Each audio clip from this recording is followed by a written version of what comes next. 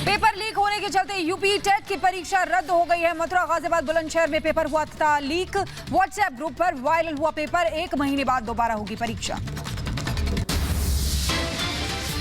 UP TET की परीक्षा रद्द होने पर सीएम योगी का बड़ा बयान। बोले, जिन लोगों ने ये शरारत की है उनके खिलाफ लगेगा गैंगस्टर कानून। एनएसए के तहत होगी कार्रवाई। दोषियों की संपत्ति होगी जब्त। उनके खिलाफ गैंगस्टर के तहत मुकदमा दर्ज हो रहा है और उनकी संपत्ति को जब्त कराने और राष्ट्रीय सुरक्षा कानून के अंतर्गत उनको सबको निरुद्ध करने जा रहे हैं। यूपी के शिक्षा मंत्री सतीश द्विवेदी ने कहा, यूपी एसटीएफ मामले की जांच कर रही है। एफआईआर के निर्देश दिए गए हैं। 1 महीने में दोबारा होगी परीक्षा। अभ्यर्थियों को दोबारा शुल्क नहीं देना होगा। दोषियों पर कड़ी कार्रवाई की जाएगी। यूपी टीईटी की परीक्षा के पेपर लीक होने की सूचना मिली है, इसलिए दोनों पालियों की परीक्षा तत्काल प्रभाव से निरस्त की जा रही है। पुनः 1 महीने के भीतर अभ्यर्थियों से बिना कोई शुल्क लिए परीक्षा पुनः कराई जाएगी। यूपी के शामली से पुलिस ने 3 लोगों को गिरफ्तार किया है। पकड़े गए युवकों पर यूपी टीईटी परीक्षा लीक करने का आरोप है। एक ओरिजिनल पेपर के साथ 17,000 नकदी बरामद। एडीजी लॉ एंड ऑर्डर ने पेपर लीक मामले में 23 लोगों की गिरफ्तारी की जानकारी दी है। कहा, 1 महीने में दोबारा परीक्षा होगी। परीक्षा का पूरा खर्च यूपी सरकार उठाएगी।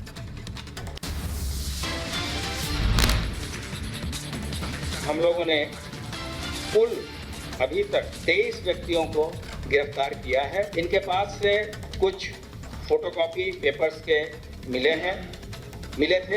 ये प्रश्न पत्र वही हैं जो कि परीक्षाओं में आने वाले हैं। यूपी सरकार का यूपी टेट की परीक्षा देने पहुंचे छात्रों के लिए बड़ा फैसला। एडमिट कार्ड दिखाकर यूपी सरकार की बसों से मुफ्त व वापस पहुंच सकेंगे घर।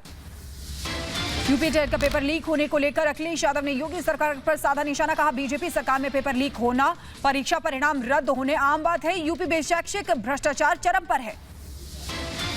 संसद के शीतकालीन सत्र से पहले बीजेपी कार्यकारिणी की बैठक। जेपी नड्डा, राजनाथ सिंह समेत सभी बड़े नेता रहे मौजूद।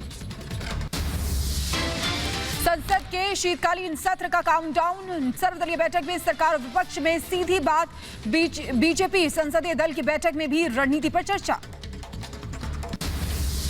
आम आदमी पार्टी ने सर्वदलीय बैठक का बॉयकॉट किया। बैठक से निकले आम आदमी पार्टी के सांसद संजय सिंह। कहा, बैठक में किसी को बोलने नहीं दिया गया।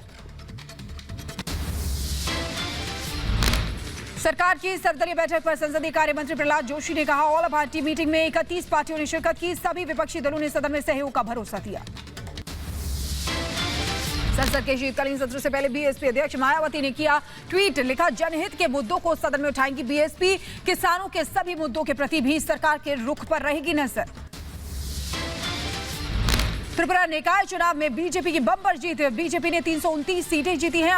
अगरतला में नगर निकाय चुनाव में सभी 51 सीटें जीती गई। कोलकाता में बीजेपी कार्यकर्ताओं ने मनाया जीत का जश्न। त्रिपुरा निकाय चुनावों में बीजेपी की शानदार जीत को लेकर मनाई खुशी। प्रकाश जावड़ेकर ने महाअघाड़ी सरकार को बताया महावसूली और महाविश्वासघाती सरकार। कहा, निकम्मी साबित हुई महाअघाड़ी सरकार। दिल्ली के सीएम अरविंद केजरीवाल का विरोधियों पर निशाना। वीडियो संदेश जारी कर कहा, महिलाओं के लिए 1000 के वायदे से कांग्रेस और बीजेपी हट गई है। कांग्रेस नेता मनीष तिवारी ने ट्वीट कर सीएम चड्डी को घेरा है। सांसद मनीष तिवारी ने मांगी पटवारी से मुख्य सचिव तक की लिस्ट। सरकारी विभागों में पिछले 70 दिनों में ट्रांसफर पोस्टिंग की एक सूची तैयार करने की मांग की गई है। आम आदमी पार्टी के नेता राघव चड्ढा ने ट्रांसफर पोस्टिंग को लेकर चन्नी सरकार पर बोला हमला। कहा, चन्नी सरकार में ट्रांसफर पोस्टिंग के लिए घूस मांगी जा रही है। घोटाले पर सफाई दे चन्नी सरकार। मनीष सिसोदिया की पंजाब के शिक्षा मंत्री को चुनौती। बोले, दिल्ली में सुधार वाले स्कूलों की लिस्ट जारी की गई है। पंजाब भी जारी करे अपने 250 स्कूलों की सूची। बीजेपी के राष्ट्रीय महासचिव तरुण चुग ने रिपब्लिक भारत से की खास बातचीत। कहा, अखिलेश यादव और ओवैसी एक ही टीम है। इन्होंने कुछ काम किया होता तो योगी जी को सब काम न करने पड़ते। जम्मू कश्मीर के पूर्व सीएम उमर अब्दुल्ला ने माना पंचायत चुनाव का बहिष्कार थी गलती। कहा, परिणाम का सामना करना पड़ा। गुलाम नबी आजाद ने जम्मू कश्मीर में राज्य का दर्जा बहाल करने की मांग की है। कहा, जम्मू कश्मीर को राज्य का दर्जा मिलने के बाद ही चुनाव का ऐलान हो। प्रधानमंत्री मोदी ने मन की बात कार्यक्रम को किया संबोधित। मन की बात के 83वें एपिसोड में पीएम ने देश के वीर जवानों को नमन किया है। बोले, अमृत महोत्सव से प्रेरणा मिलती है। कार्यक्रम में आयुष्मान भारत योजना के लाभार्थियों से बात करते हुए बोले, पीएम मोदी, मैं सत्ता में नहीं सेवा में बना रहना चाहता हूं। मैं सिर्फ जनता का सेवक हूं। आप मुझे सत्ता में रहने की शुभकामना मत दीजिए। मैं आज भी सत्ता में नहीं हूं और भविष्य में भी सत्ता में जाना नहीं चाहता हूं। मैं सिर्फ सेवा में रहना चाहता हूं। संबोधन के दौरान युवाओं पर बोले पीएम मोदी, कहा, नए रास्ते खोज रहे हैं युवा। युवाओं में कैन डू की बढ़ी है भावना। भारत तेजी से बदलाव की तरफ बढ़ रहा है। अपने संबोधन में सरकारी योजनाओं पर बोले पीएम, कहा, लोगों तक योजनाओं का लाभ पहुंच रहा है। सरकारी योजनाओं से लोगों का जीवन बदला है। मन की बात कार्यक्रम के दौरान पीएम मोदी ने कहा, कोरोना को लेकर सतर्क रहें देशवासी। कोरोना गया नहीं है। मास्क और सोशल डिस्टेंसिंग का पालन करें। और हाँ, ये कभी मत भूलना, कोरोना अभी गया नहीं है। सावधानी बरतना हम सबकी जिम्मेवारी है। मध्य प्रदेश के ग्वालियर में संघ प्रमुख मोहन भागवत ने कहा कि हिंदू को हिंदू रहना है तो भारत को अखंड बनना ही पड़ेगा। कहा, पाकिस्तान इसलिए बना क्योंकि हम उस भाव को भूल गए। इससे पहले भागवत ने कहा था कि विभाजन की पीड़ा तब दूर होगी जब विभाजन रद्द होगा। मोहन भागवत के बयान पर महंत राजू दास ने दी प्रतिक्रिया। कहा, धर्म के आधार पर देश का बंटवारा दुर्भाग्यपूर्ण था। हिंदुओं को एक होकर अखंड भारत बनाना होगा। संघ प्रमुख मोहन भागवत के बयान से बौखलाया पाकिस्तान। पाकिस्तान ने मोहन भागवत के बयान पर जताई आपत्ति। पाक विदेश मंत्रालय ने भागवत के बयान को बताया गैर जिम्मेदाराना। मोहन भागवत के बयान पर बोले महाराष्ट्र के मंत्री नवाब मलिक। कहा, आरएसएस को विश्व स्वयं संघ बना लेना चाहिए। भ्रम फैलाने का काम करते हैं आरएसएस के नेता। राज्यसभा सांसद राकेश सिन्हा ने भागवत के बयान का किया समर्थन। कहा, तलवार के दम पर हुए धर्म परिवर्तन का ही परिणाम है। देश का 3 बार विभाजन हुआ। संघ प्रमुख मोहन भागवत के बयान पर बीजेपी नेता लोकेंद्र पारशन ने सही ठहराया है। कहा, भागवत जी ने सही कहा है। हिंदू जीवन जीने की कला है। हिंदू आध्यात्म है। हम सबका भला चाहते हैं, इसलिए हिंदू है तो हिंदुस्तान है। हिंदू एक जीवन पद्धति है जो सबके कल्याण की बात करता है, सर्वे भवन्तु सुखने की बात करता है। ये दर्शन केवल भारत की मिट्टी में पाया जाता है। मोहन भागवत के बयान पर आचार्य विक्रमादित्य ने दी प्रतिक्रिया। कहा, एक बार फिर हिंदुओं को जगाने की जरूरत है। यूपी सरकार के मंत्री ठाकुर रघुराज सिंह का बड़ा बयान। का देश में 99% मुस्लिम कन्वर्टेड है। 1400 साल पहले मुस्लिमों का कोई इतिहास नहीं है। केंद्र ने सभी राज्यों को पत्र लिखा है। राज्यों को वैक्सीनेशन तेज करने और हॉटस्पॉट की मॉनिटरिंग की सलाह दी है। सीएम केजरीवाल ने पीएम को लिखी चिट्ठी। पीएम से अंतर्राष्ट्रीय उड़ानों पर रोक लगाने की मांग की है।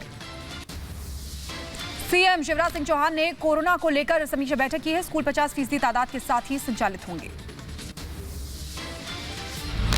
बिहार के मुख्यमंत्री नीतीश कुमार ने स्वास्थ्य अधिकारियों के साथ बैठक की है। कोरोना के नए वेरिएंट के खतरे के मद्देनजर चर्चा की गई। महाराष्ट्र के मुख्यमंत्री उद्धव ठाकरे ने कोरोना के नए वेरिएंट को लेकर आज शाम 5:30 बजे बुलाई अहम बैठक।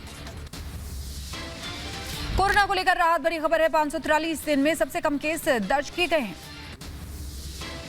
ओडिशा के मयूरभंज के आदिवासी स्कूल में कोरोना का कहर। स्कूल की 25 छात्राओं में कोरोना की पुष्टि हुई है। 7 दिसंबर को गोरखपुर जाएंगे पीएम मोदी। गोरखपुर में एम्स 9 लैब का उद्घाटन करेंगे पीएम। पंजाब के गुरदासपुर सेक्टर की सीमा पर बीएसएफ ने पाकिस्तानी नागरिक को पकड़ा है।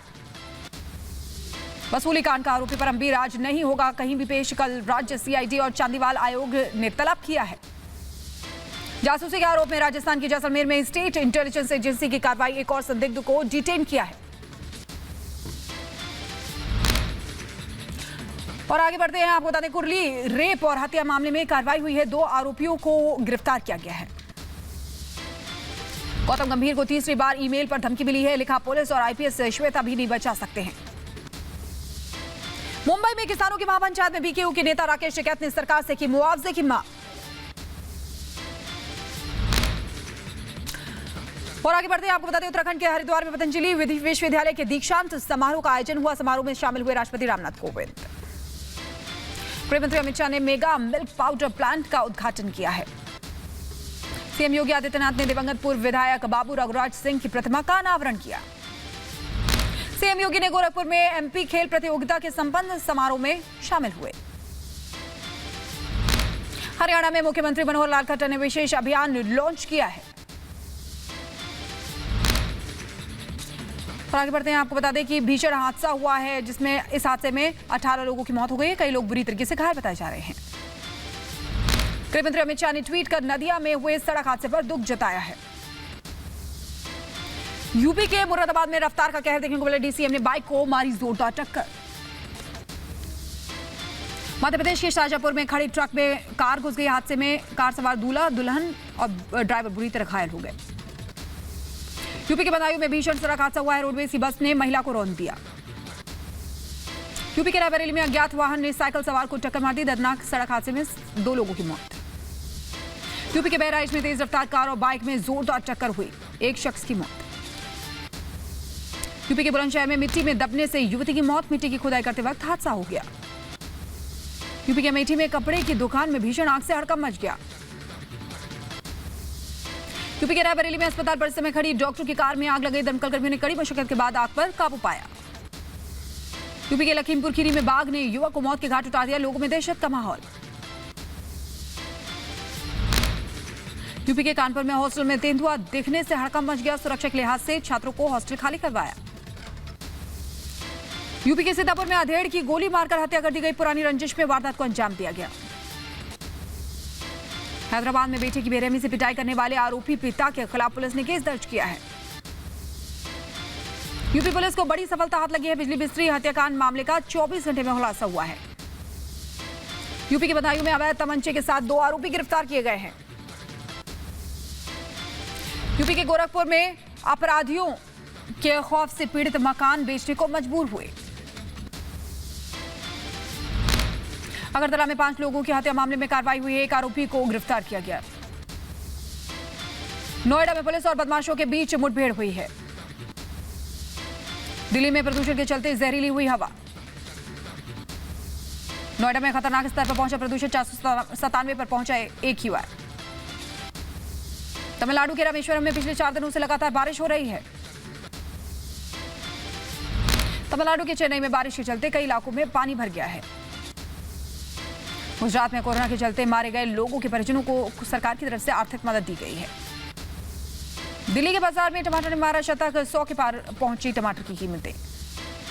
जम्मू कश्मीर के पुंछ में मजदूरों के विकास के लिए अहम कदम। सभी रजिस्टर्ड मजदूर सरकारी योजनाओं से होंगे लाभान्वित। लद्दाख में 16 हीटेड इंसुलेटेड शेल्टर बनाया गया है। जर्मनी में ओमिक्रॉन वेरिएंट की दस्तक। 2 लोगों में ओमिक्रॉन वेरिएंट की पुष्टि। अमेरिका में कोरोना के नए वेरिएंट को लेकर अलर्ट जारी किया गया है।